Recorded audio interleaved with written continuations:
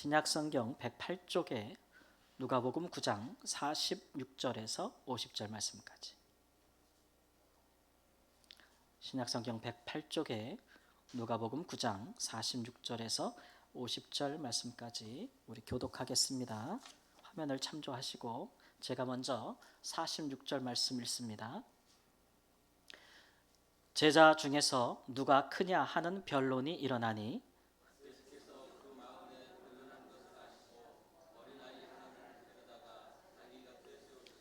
그들에게 이르시되 누구든지 내 이름으로 이런 어린아이를 영접하면 곧 나를 영접함이요 또 누구든지 나를 영접하면 곧 나를 보내신 이를 영접함이라. 너희 모든 사람 중에 가장 작은 그가 큰 자니라.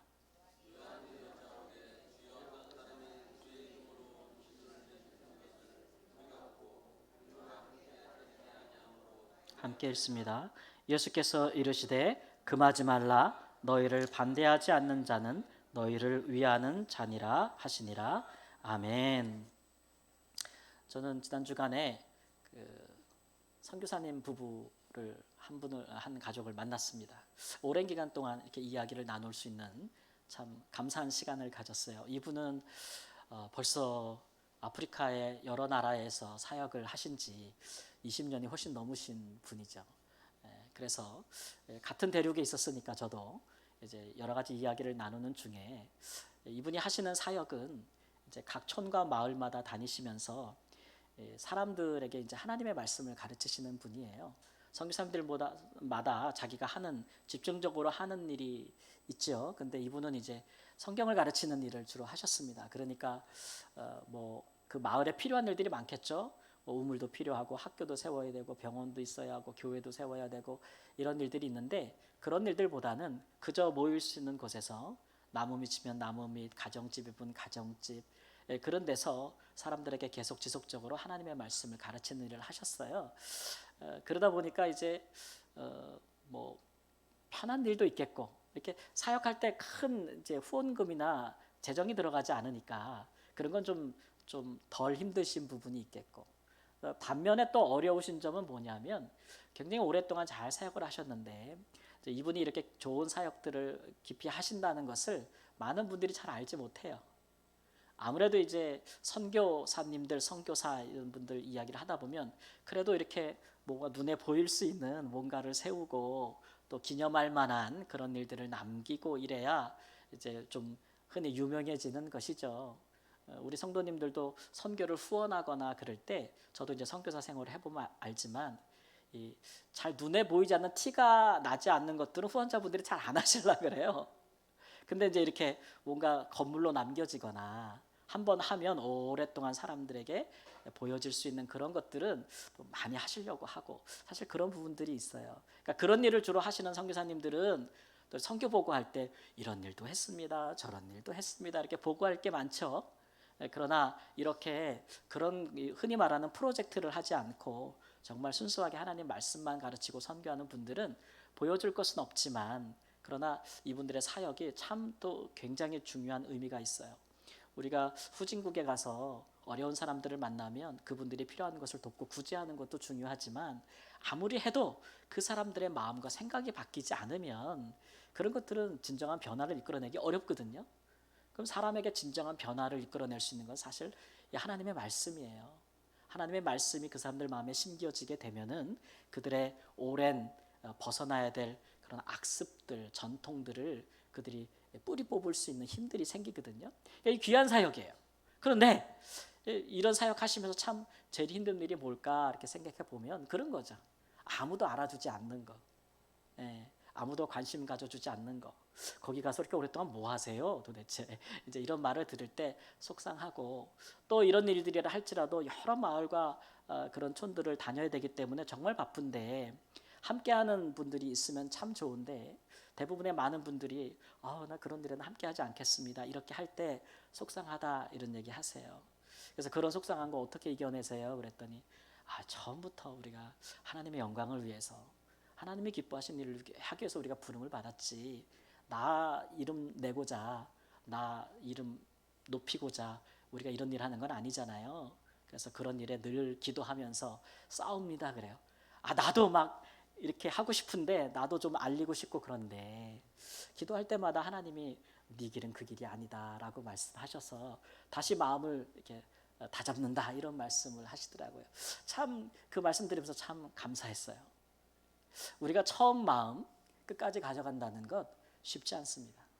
어떤 일을 하든 어떤 생각을 하든 처음에 가졌던 정말 순수한 동기, 순수한 마음을 끝까지 그 마음을 가지고 간다는 것. 또 우리가 예수님을 믿을 때 참 감사하고 그 구원의 은혜에 감격해서 가졌던 첫 믿음을 더 깊이 있게 가져간다는 것이 큰 노력이 없이는 사실 참 어려운 일이에요. 우리가 살아가고 있는 이 시대에는 사람들이 다 자기를 위해서 살잖아요. 얼마나 열심히 해요 거기에. 또 그게 당연하고 내 가족, 내 사업 또는 우리나라의 이익과를 위해서 열심을 내면 사람들이 다 잘한다 그러지. 어디 가서 그래서 이렇게 우리가 제일 못 참는 게 무시당하는 거 못 참잖아요. 어디 가서 요즘 우리 누가 나 무시하면 발끈하지 않습니까? 내가 하려고 하는데 나 반대하는 거 그거 제일 못 참는 거예요. 그리고 또 거절당하는 것, 손해 보는 거, 이런 데는 우리 환장하죠 사실. 너무 그렇죠. 근데 우리는 그리스도인이잖아요. 하나님의 자녀들인데 우리의 순수성은 뭐냐면 우리는 우리를 위하여 살거나 우리를 높이려고 사는 게 아니고 우리는 하나님의 영광을 위해서 살잖아요. 영광을 위해서 살아요. 그렇기 때문에 이런 거 거절당하고 손해보는 거 이런 것들 괜찮아요. 그것이 하나님을 위한 것이라면 혹은 세상의 선한 일들을 위한 것이라면 감내할 수 있다. 이런 것들이 이 시대와는 다른 우리 그리스도인들이 품을 수 있는 생각이라는 것이죠. 우리들이 첫 신앙, 첫 사랑, 처음 사랑, 첫 믿음을 잘 지키면 그런 것들이 우리 가운데 아주 많이 일어나는 풍성한 일이 되고 감사한 일이 될 거예요. 그런데 그렇지 못하면 우리도 신앙이 있다 하나 변질되기가 쉬워요.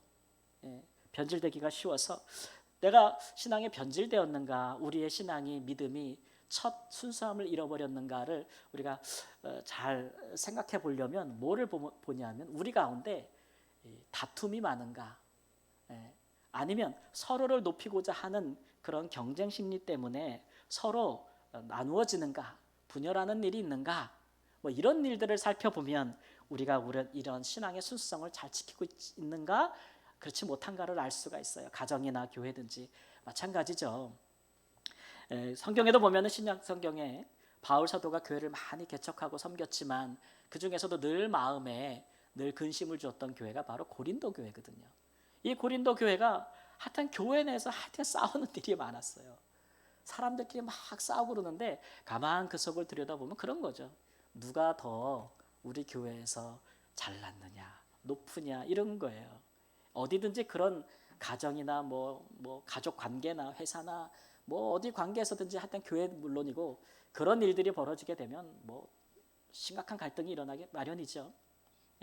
그래서 우리는 너네보다 낫다, 니들은 우리보다 못하다, 이런 식으로 이제 자꾸 싸우다 보니까 교회 문제가 크게 됐어요.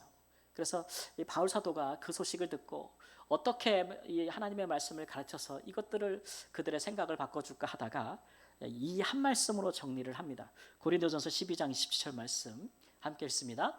너희는 그리스도의 몸이요 지체의 각 부분이라. 너희 모두는 한 몸이라. 한 몸. 그리스도라는 한 몸에 붙어있는 지체다. 너희들끼리 싸우는 거는 마치 뭐 같냐면은 오른팔이 왼팔 보고 야 너는 쓸모없어. 오른팔만 있으면 돼. 그러니까 너는 떨어져 나가도 돼. 이렇게 말하면서 싸우는 거랑 똑같다. 아니면 오른쪽 한 눈이 말하기를 야 나는 니네랑 같이 못 있겠어. 이 눈이 몸에서 얼마나 중요한데 니네랑 다른 이 지체들이랑 같이 있는 것은 수준에 안 맞아서 못 있겠어 라고 말해서 떨어져 나가는 것과 똑같다 이거예요. 그러면 그 몸이 어떻게 되겠어요? 그 생명이 어떻게 되겠어요? 그러니까 한 몸 안에서 지체들이 다투는 것은 정말 쓸모없고 뭐죠? 쓸데없고 소용없는 일이라는 게 허무한 것이라는 것을 이 말씀의 원리를 통해서 가르쳐주고 있어요. 그러니까 우리는 이런 쓸모없는 생각과 다툼에 휘말리지 않고 어디서든지 항상 우리의 신앙의 순수성을 꼭 지킬 수 있는 그리스도인이 되어야 될 줄 믿습니다. 오늘 예수님을 따르는 제자들 가운데서도 이런 다툼이 일어났다 그랬어요. 오늘 말씀에 변론이라고 했는데 이것은 논쟁이라고도 해석이 되고 다툼이라고도 해석이 돼요. 뭐를 갖고 다퉜냐 그러면 누가 크냐야. 누가 크냐. 예수님께서 얼마나 난감하셨을지를 생각해 보세요. 더군다나 지금은 예수님께서 이제 예루살렘에 올라가셔서 그분이 십자가를 지고 돌아가실 날이 얼마 남지 않았어요. 그런데도 제자들은 그런 마음을, 예수님의 마음을 헤아리지는 못하고 서로 이제 다투고 싸우고 있었다 이 말이죠. 그들이 처음에 예수님을 따를 때는 그런 마음을 가지고 따랐겠어요? 내가 예수님으로 인해서 내 야망을 이루고 내가 성공하고 예수님이 왕이 되실 때 나도 가장 높은 자리에 앉겠다. 그런 마음 가지고 예수님을 따르지 않았거든요. 그저 예수님의 말씀이 좋아서 또 그분이 하나님께서 보내주신 그리스도라고 믿고 가장 순수한 마음으로 따를 때는 그런 게 없었는데 시간이 지나니까 자꾸 대접받고 싶고 자꾸 높아지고 싶고 그런 마음으로 변질되었다라는 것이죠. 그래서 이 사건을 보면서 이런 제자들을 바라보시면서 예수님께서 주신 말씀들을 오늘 우리가 살펴보면서 야, 우리 가운데 이런 것은 없어야겠다. 우리의 신앙의 순수성을 잃어버리면 안 되겠다라는 것을 교훈으로 삼는 귀한 시간 되시기를 주님의 이름으로 축원합니다. 우리가 어떻게 하면 우리의 신앙의 순수성을 지킬 수 있겠습니까? 첫 번째, 우리 함께 읽겠습니다. 우리 주님의 마음을 이해하려고 끊임없이 노력해야 합니다. 주님의 마음을 이해하려고 꾸준히 노력해야 돼요. 우리는 그리스도인들이에요. 그리스도라는 말을 우리가 예수님이란 말로 옮기면 예수의 사람들이에요. 그러니까 예수의 사람들은 예수님을 믿고 따르는 사람들이기 때문에 예수님의 마음과 생각을 이해하려고 부단히 노력해야 돼요. 그렇지 않으면 처음에 우리의 신앙의 순수성을 지킬 수가 없다 이런 얘기죠. 예수님께서 이제 예루살렘에 올라가시는 중입니다. 예수님은 고난받기 위해서 올라가시는 건데 제자들은 다른 생각을 갖고 있었죠. 동상이몽. 그래서 예수님께서 예루살렘에 올라가시면 드디어 그가 보좌에 앉으실 것이다. 예수님은 계보로는 다윗의 후손이잖아요. 근데 구약으로부터 다윗의 후손이 메시아가 될 것이다 이런 예언이 있기 때문에 예수님께서 다윗처럼 새로운 왕국을, 나라를 건설하실 것이다 라는 것에 아주 그냥 부푼 그 기대를 갖고 있었어요. 더군다나 이 바로 직전에 예수님께서 한 산에 올라가셔서 기도하실 때에 용모가 변화되어지고 그때 구약에 있던 훌륭한 선지자 두 분이 나타나서 예수님과 함께 예루살렘에서 일어난 일들에 대해서 말씀하셨다고 했어요. 그 두 분이 누구죠? 한 분은 엘리야요, 한 분은 모세다. 그런 모습들을 제자들이 보면서 막 이제 흥분이 되는 거죠. 그래서 이 일들은 곧 이루어질 일이기 때문에 이제 예수님께서 예루살렘에 올라가시면 엘리야 선지자처럼 하늘에서 좀 불을 내려가지고 말이죠. 당시에 이스라엘 백성들을 고통스럽게 만드는 거짓된 종교 지도자들을 싹 한 큐에 정리해버리고 한 번에 정리해버리고 또 모세처럼 말이죠. 다 가나안에 입성할 준비를 하는 것처럼 그렇게 새로운 나라를 건설하게 될 것이다. 그런 확신을 가지고서는 그럴 때에 과연 그런 일이 일어날 때에 그 예수님 가장 가까이에 누가 설 것인가. 이게 이제 제자들이 생각하는 가장 큰 이슈였어요. 여러분 왕 옆에 가장 가까이 서는 사람이 가장 높은 사람 아니겠습니까? 그 다음으로. 그러니까 거기에 대해서 서로 경쟁이 벌어지고 예루살렘 들어가기 전에 자기들끼리 서열 정리를 하는 거죠.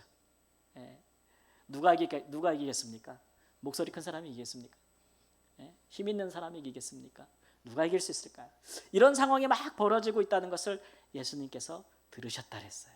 그리고서는 제자들을 다 불러 모아놓고 이렇게 말씀하십니다. 너희 모든 사람 중에 가장 큰 사람은 제 생각에 좀 뜸을 들이셨을 것 같아요. 드럼 어디 갔어요? 두구두구 한번 쳐야지. 두두두두 한번 치면 제자들이 다 누구의 이름이 불릴 것인가? 자기의 이름이 불려지기를 원했겠죠.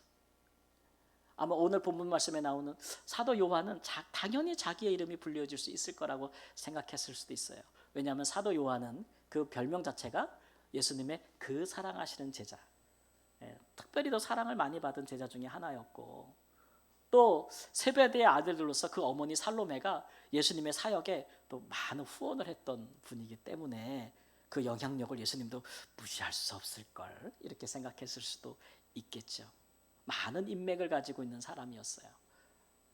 그런데 예수님께서 너희 중에 가장 큰 사람은, 그러면서 제자들 중 어느 누구의 이름도 호명하지 않고, 오늘 말씀해 보니까 뭐라 그래요?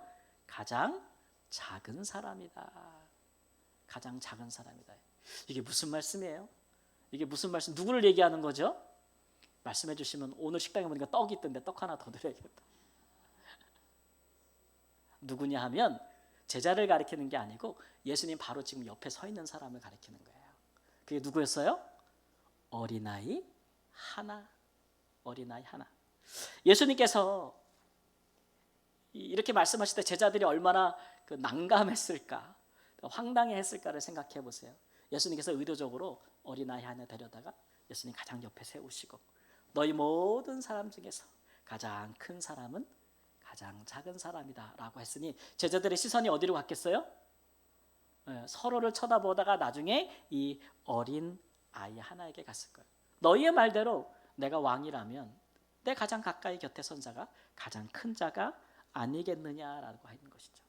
여기 가장 작은 자, 예수님께서 이 어린아이다라고 하고 말씀하지 않고 빗대어 가장 작은 자라고 말씀하신 것은 이 어린아이로 대표되는 여러 가지 의미를 주기 위해서 그런 것이라고 할 수 있습니다.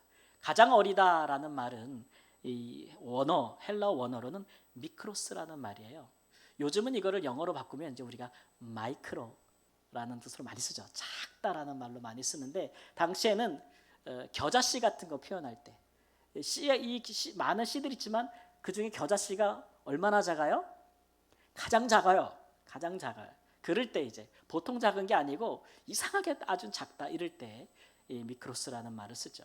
이 단어는 성경에서 또 다른 인물을 지칭할 때도 썼어요. 누구냐면 이제 세리장 삭개오를 지칭할 때 이 사람이 키가 작아서 예수님을 볼 수 없어서 나무 위에 올라갔다고 했잖아요, 그렇죠? 그때 키가 작다라는 말을 쓸 때 그냥 작다란 말을 쓰지 않고 이 미크로스란 말을 써요. 그럼 무슨 말이죠? 보통 작은 게 아니다. 가장 작다 이거예요. 그러니까 이게 굉장히 비정상적으로 작다는 거니까 핸디캡이에요. 핸디캡을 얘기하는 거죠. 이런 종류의 말씀은 우리가 곱씹으면 곱씹을수록 의미가 계속해서 창출되어지는데요. 우리나라 조선시대 위대한 왕 서정대왕도 이런 말을 하셨잖아요. 고기는 씹을수록 맛이 나고 책도 읽으면 읽을수록 맛이 난다. 이 예수님의 가장 작은 자라는 말씀을 우리가 곱씹으면 곱씹을수록 의미가 자꾸 생겨나게 되는데, 당시 어린아이는 이스라엘 사회의 일종의 핸디캡 같은 존재들이죠. 고대로 갈수록 그렇지만 제가 사역했던 아프리카 말라위라는 나라도 보면 가장 그 사회에서 하찮은 존재들이 누구냐? 그냥 아무렇게나 해도 상관없는 존재들, 어린아이들이에요. 요즘은 우리나라는 그럴 수 없죠. 큰일 나죠. 만지도 마시고 말도 함부로 하시면 안 돼요. 조심하셔야 되고. 그런데 이런 나라들에서는, 고대로 갈수록 그런 나라들에서는 아이들의 생명과 가치는 수에 쳐주지도 않았어요. 심지어 숫자 셀 때는 애들은 빼고 세죠. 그래서 우리가 대표적인 사건이 뭐냐면, 예수님께서 탄생하셨을 때 그 나라를 다스리는 왕이 예수가 메시아라는 그 소문 때문에 어떤 일을 벌여요? 예수님이 태어났다고 추정되는 지역의 모든 애들을 다 죽여버리잖아요. 그런 일들이 비일비재하게 일어나는.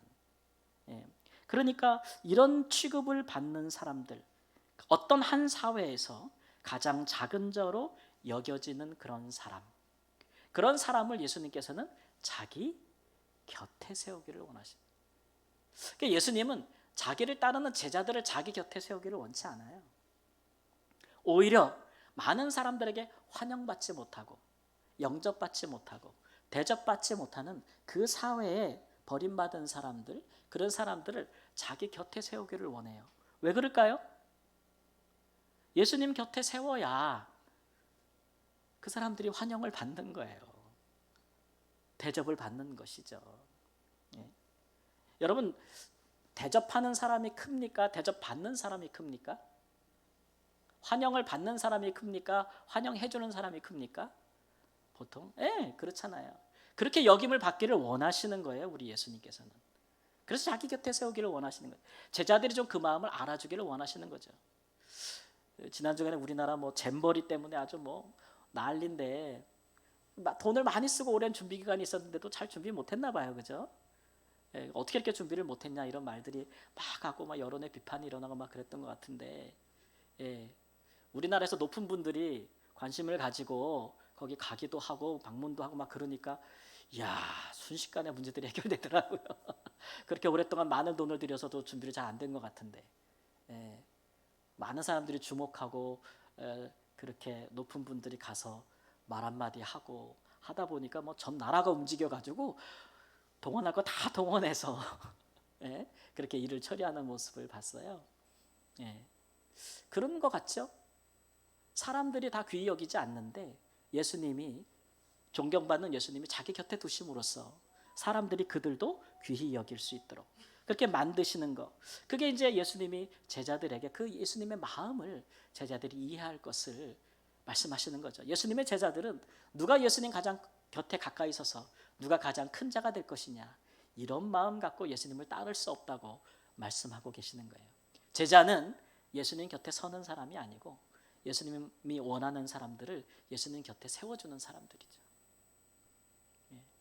그렇게 되기를 바라신다는 것이, 이런 예수님의 마음을 제자들이 이 말씀을 듣고도 잘 이해 못했던 것 같아요. 우리가 장수를 좀 더 지나면 누가복음 15장에 가면 다시 예수님께서 그 일에 대해서 말씀하시기를 하나의 비유를 들어 말씀하시는데, 그 비유의 제목이 예전에 우리 이제 탕자의 비유라고 했던 거, 오늘날에는 이제 잃어버린 아들의 비유, 되찾은 비유라고 말합니다. 그렇죠? 그때에 둘째 아들이 아버지의 재산을 일찍이 가지고 가서 먼 나라에 가서 다 탕진하고 돌아옵니다.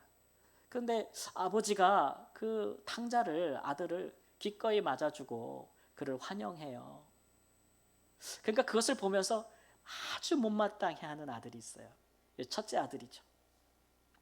못마땅해 하는 정도가 아니라 아주 막 분노가, 마음에서 분노가 일어가지고 아버지 앞에 막 이제 큰 소리 치면서 아버지 앞에 대들죠. 어떻게 아버지의 재산을 탕진한, 삼켜버린 그를 다시 영접하고 그를 위하여 살진 송아지를 잡습니까? 막 화를 낸. 그때 여러분 그 아버지의 대답을 기억하십니까? 성경에 이렇게 나와 있죠. 누가복음 19장 31절 41절 말씀 함께 읽습니다. 아버지가 이르되 예, 너는 항상 나와 함께 있으니 내 것이 다 내 것이로되 이 내 동생은 죽었다가 살아났으며 내가 잃었다가 얻었기로 우리가 즐거워하고 기뻐하는 것이 마땅하다 하니라. 이 얘기는 뭐냐면, 야, 네 동생 맞고 내가 기뻐하고 즐거워한 것이 마땅하다 이거야. 아버지로서 잃어버린 아들을 되찾았으니까. 근데 첫째 아들에 대해서 너 이렇게 화내는 거 마땅치 않다 이렇게 얘기해요. 왜 그런 줄 아세요? 예, 너는 항상 나와 함께 있었으니까 내 것이 다 내 것이다 이렇게 말씀하고 있잖아요. 내 것이 다 내 것이다. 그러니까 내 아버지의 마음을 좀 이해해다오 이런 얘기죠. 내 앞에서 그 자식보다는 내가 더 크고 귀한 아들이 아닙니까? 굳이 이렇게 말할 필요 없다 이런 얘기죠. 그 둘째 아들을 쫓아내라고 말하는 것 마땅치 아니하다 이런 말씀을 하고 있는 거예요. 그렇게 말한다면 이 큰아들은 아버지의 마음을 모르는 것이죠.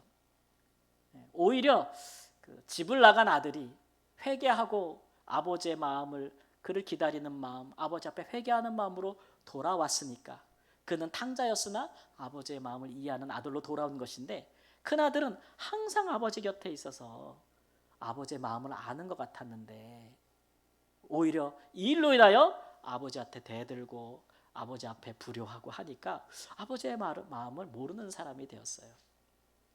이런 비유에서 예수님께서 말씀해 주시는 거죠, 제자들에게. 여러분 그런 거 있잖아요. 저도 이제 선교지에서 이렇게 제자들, 흔히 말하는 제자들이 있었는데, 우리 성도님들도 신앙생활 하시면서 꼭 우리가 사랑으로, 기도로, 말씀으로 양육하는 제자들이 있기를 주님의 이름으로 축원합니다. 그래야 예수님 마음을 이해해요. 그래야 예수님 마음을 이해할 수가 있어요. 저도 선교지에서 제자들이 있었거든요.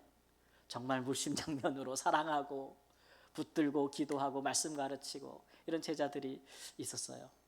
그 제자들과 함께 일하다 보면 별별 일이 다 있습니다. 다 제자들이 마음에 들지는 않죠. 근데 그 중에서도 제 마음을 참 잘 이해해 주는 제자들이 있고 또 그렇지 못한 제자들도 많아요. 어떤 좋은 일이 있어서 큰 일들을 같이 하고 그 일을 축하하는 일을 할 때에 보면은 사람들이 많이 모여가지고 막 축제를 벌이고 감사 잔치를 벌이고 사진도 찍어요. 막 사진도 찍으면 그런 일을 할 때 뭐 손님들도 많이 오고 막 이러니까 얼마나 바빠요. 예, 근데 사진은 기록으로 남겨야 되니까 찍는단 말이에요.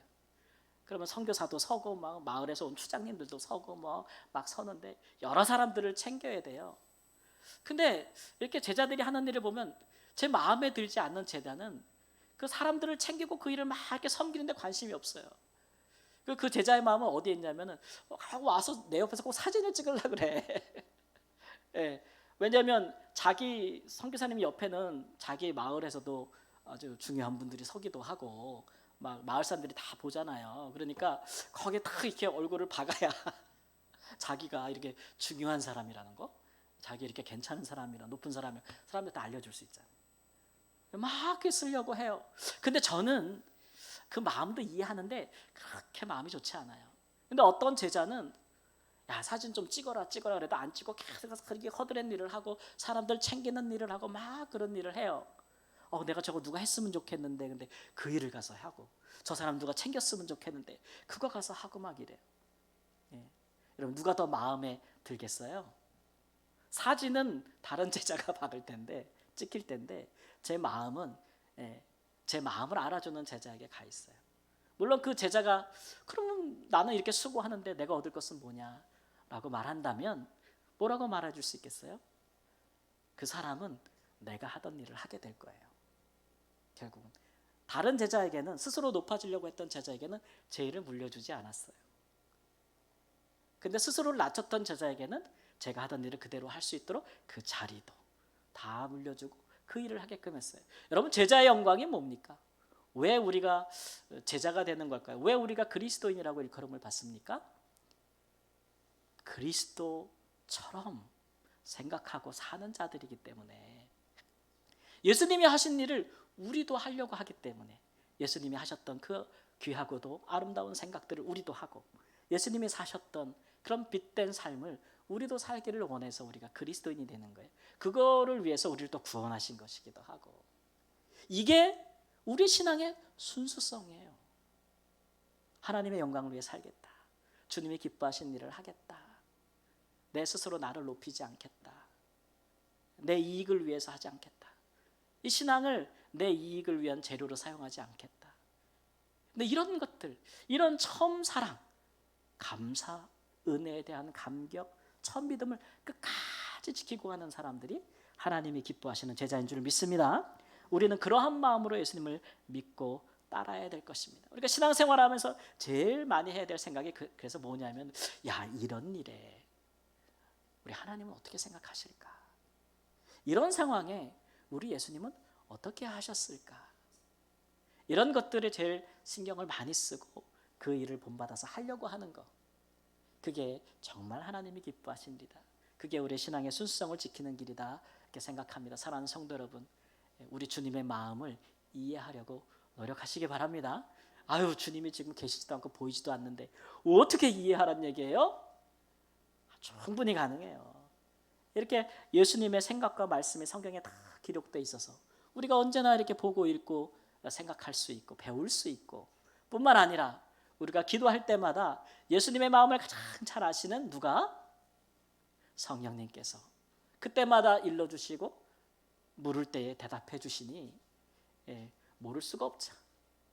그런 일에 신경 쓰시는 순수한 신앙을 가진 하나님의 사람들이 되시길 주님의 이름으로 축원합니다. 두 번째로 우리가 어떻게 하면 우리의 신앙의 순수성을 끝까지 지킬 수 있겠습니까? 함께 읽습니다. 자신을 드러내지 않고 겸손하게 주의 일에 힘써야 합니다. 사도 요한이 예수님이 사랑하시는 그 제자가 예수님께 와서 지금 사역 보고를 하는데 하나님 제가 나가서 예수님 내가 나가서 어떤 사람을 봤는데 이름이 없어요. 무명이죠. 그 사람이 예수님의 이름으로 귀신을 내쫓는 것을 보았습니다. 그래서 제가 당신도 나를 따르라, 나를 따라오시오, 나를 따라오세요 라고 말했는데 따라오기를 원하지 않아서 제가 그랬습니다. 너 안 따라오려면 앞으로 예수님의 이름으로 이런 일도 하지 마. 이렇게 금했습니다. 이렇게 예수님께 얘기하는 거죠. 예수님께 칭찬들을 생각이었던 거죠. 이 사람이 이렇게 한 것은 예수님을 위한 것 같지만 사실은 이 사도의 마음속에는 예수님 다음에 가장 큰 사람이 누구라고 생각해요? 자기 자신이라고 생각해요. 그러니까 지금 뭐 하는 거예요? 나가서 줄을 서시오 이렇게 라인 타라는 거예요. 동아줄 잡 줄 서라는 거죠. 예수님의 이름으로 이런 일을 하려면 너 내 줄 서라 이런 얘기예요. 쉽게 말하면. 예. 이 제자들의 서열 경쟁이 서로 다투는 것들이 이 밖으로도 분출하고 있다라는 것을 말해주고 있는 거예요. 여러분 이거 참 이런 일들 많죠. 이 줄 세우기. 예. 선교제도 이런 일들이 있어가지고 어느 나라든 그 나라에 처음 들어간 선교사님과 두 번째 들어간 선교사님이 제일 중요해요. 첫 번째 들어간 선교사님과 두 번째 들어간 선교사님들이 잘한 나라들은 그 다음에 들어가는 선교사님들이 참 잘 돼요. 근데 이 두 분이 서로 싸우잖아요. 야 누가 크냐 라고 싸우잖아요. 그 다음부터 어떻게 돼요? 그 다음 들어오는 선교사님들부터 줄을 서게 됩니다. 왜냐하면 누군가 받아주고 비자를 줘야 그 나라에 들어가니까 그 다음부터 쭉 줄을 서게 돼요. 하나님 나라가 아니고 자기의 왕국을 세우는 첫걸음이죠 그게. 그런 일들이 있거든요. 이게 좋지 않은 거죠. 근데 이 무명의 사람, 이 사람은 예수님의 제자들과는 생각이 달랐던 것 같아요. 예수님 곁에 내가 가장 가까이 곁에 가겠다 그런 마음도 없었던 거고 또 그 곁에 가서 내가 가장 큰 사람이 되겠다라는 마음도 없었던 거죠. 내가 예수님과 가까운 제자들을 무리에 들지 않아도 나는 주님의 이름으로 주님이 하신 사역을 하겠다라는 마음을 갖고 있는 사람이에요. 자기가 영광을 얻을 것으로 생각하지 않지요. 그래서 이 사람의 예수님을 향한 그 신앙은 순수한 믿음이고 또 그 사랑에 기초하고 있는 것이에요. 예수님께서 요한에게 말씀하시기를 금하지 말라. 너를 반대하지 않는 자는 너를 위하는 자니라 이렇게 말씀하셨어요. 너를 위하는 자니라. 요 말씀 위한다라는 말씀이 전치사인데 요거를 성경에 이런 뜻으로 위한다라는 뜻으로 사용하기도 하지만 뭐뭐 위에 있다라는 마음으로 번역도 많이 해요. 그래서 이 말씀을 우리가 이렇게 그 동기를 잘 사람의 마음을 분석해서 이해하면 이렇게도 해석이 되죠. 반대하지 말라. 너를 반대하지 않잖아 그 사람이. 야, 그 사람이 너보다 나은 사람이야. 이렇게 말하는 것이 훨씬 문맥에 더 많죠. 맞는 것이라고 생각이 돼요. 그러니까 지금 예수님은 이렇게 요한에게 좀 부끄러운 마음을 좀 일깨워주기를 원하는 거죠. 차라리 그에게서 배우라. 그가 너보다 더 나은 사람이다 라고 말하고 계신 거죠. 누가복음 9장 40절 말씀에 보면은 이 사건 이 일의 그 바로 전에 이런 말씀이 있습니다. 당신의 제자들에게 내쫓아주기를 구하였으나 그들이 능히 하지 못하더이다. 예수님께서 변화되어 주신 그 산 밑에서 어떤 아들이 귀신에 들려가지고 깊은 병에 든 거예요. 사람들이 데려왔는데 예수님은 산에 계시고 제자들에게 데려왔는데 제자들이 그 귀신을 쫓아줬어요? 못 쫓았어요? 못 쫓아줬어요. 왜냐하면 그들의 마음이 지금 콩밭에 가 있거든요. 제자들이 처음 순수한 신앙을 가지고 예수님을 따를 때는 나도 예수님처럼 살 거야. 나도 예수님이 전하신 말씀을 전하고 나도 예수님이 행하신 일들을 할 거야 라는 그런 믿음으로 따를 때는 그들이 예수님의 이름으로 능력을 행했거든요. 근데 지금 못하고 있는 거예요. 그 마음이 변질됐기 때문에. 여기서 끝나면 그나마 좀 그래도 그럴 수 있는데 이 사도는 어떻게 해요 지금? 자기도 못하는데 남도 못하게 하는 거예요. 그 마음은 어디서 오는 거예요? 시기와 질투에서 오는 거예요. 그런 마음이 있다는 것이죠. 이게 교만한 마음이에요. 교만한 마음. 교만해지면 그 다음부터는 경쟁하고 시기하고 다투죠. 자기도 안 하고 남도 못하게 하죠. 남의 말을 듣지도 않죠.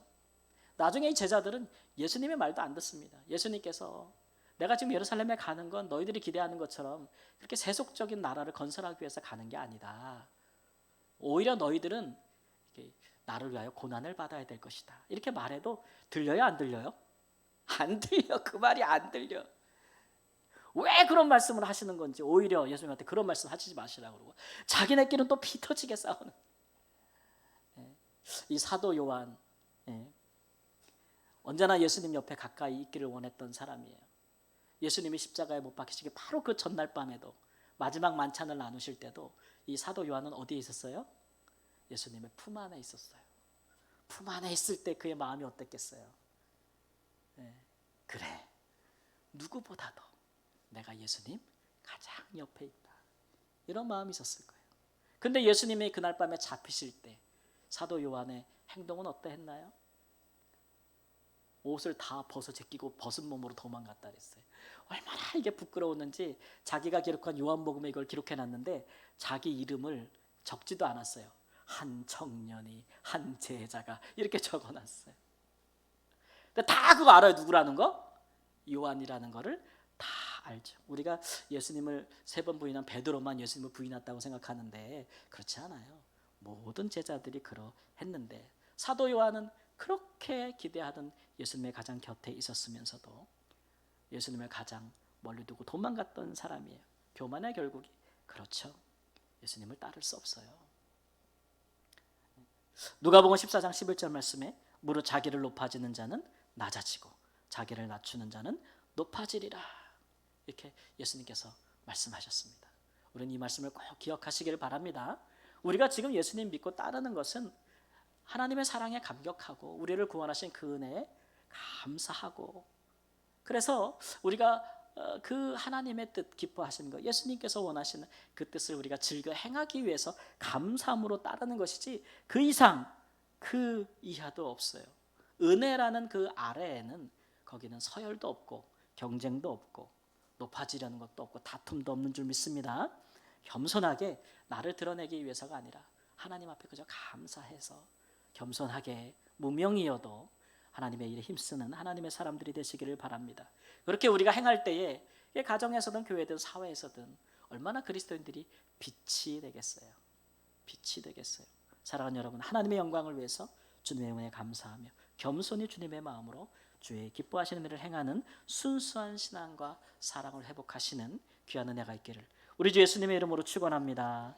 아멘. 우리 함께 좀 마음의 결단하는 기도를 드리겠습니다. 하나님, 살다 보면 우리가 우리 스스로를 높이지 않으면